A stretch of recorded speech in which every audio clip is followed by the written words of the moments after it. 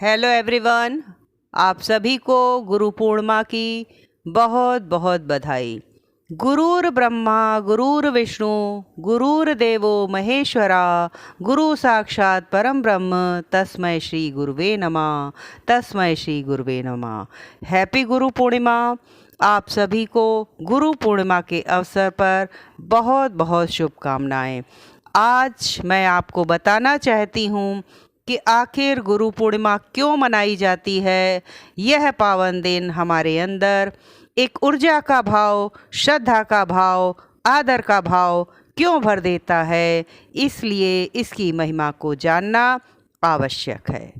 आज से लगभग 3000 वर्ष पूर्व महर्षि वेदव्यास जी का जन्म आषाढ़ की पूर्णिमा को हुआ था और यह भी माना जाता है कि उनके सम्मान में ही प्रत्येक वर्ष आषाढ़ के शुक्ल पक्ष में ये पूर्णिमा का पर्व हम मनाते हैं।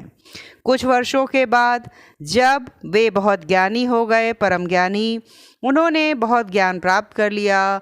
उन्होंने अपने शिष्यों और मुनियों को सर्वप्रथम श्री भगवत पुराण का ज्ञान दिया था। श्रेष्ठ गुरु संसार में विश्वामित्र वशिष्ठ, गुरु कृपा से राम जी बने जगत के इष्ट। जितने भी गुरुओं को हम जानते हैं सभी का श्रेष्ठ स्थान रहा है। गुरु को पारस जानिए, करे लौह को स्वर्ण, शिष्य और गुरु जगत में केवल दो ही वर्ण।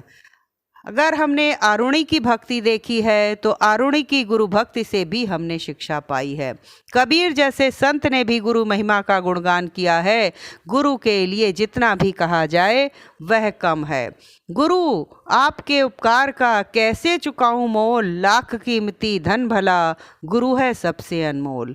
पुरातन काल में ऋषि, साधु, संत एक स्थान से दूसरे स्थान पर यात्रा पर जाते थे और आषाढ़ की पूर्णिमा से 4 माह तक एक ही स्थान पर रहकर ध्यान, पूजन और साधना करते थे। अतः यह पूर्णिमा, पवित्र पूर्णिमा, गुरु पूर्णिमा के नाम से जानी जाने लगी। हर प्रकार से नादान व्यक्ति को गुरु ही ज्ञान प्रदान कर देते हैं। गुरु बिना ज्ञान नहीं, ज्ञान बिना सम्मान नहीं। चाहे जितना भी हम ज्ञान प्राप्त कर ले, लेकिन गुरु के ही सानिध्य से हमें सच्चाई और सही मार्ग का ज्ञान हो पाता है। और साथ ही गुरु के महत्व को, उनके सम्मान को हमें अपने हृदय से नमन करते रहना चाहिए। कर्ता करे न कर सके, गुरु करे सब होए, 7 द्वीप 9 खंड में गुरु से बड़ा न कोई। गुरु हमें सही गलत की पहचान कराते हैं। कलम लेखनी की महिमा और उसका क्या मतलब है, ये गुरु ने ही हमें बताया है। जब कुछ उपाय नहीं सूझता उस समय गुरु ही हमें कठिन राहों को सरल कैसे बनाया जा सकता है उसकी ओर हमें प्रेरित करते हैं। शिल्पी छेनी से करे सपनों को साकार, अनगढ़ पत्थर से रखे मनचाहा आकार। जैसे भी चाहते हैं वो हमें मनचाहे आकार में परिवर्तित कर देते हैं, अर्थात हमें सही रूप प्रदान करते हैं।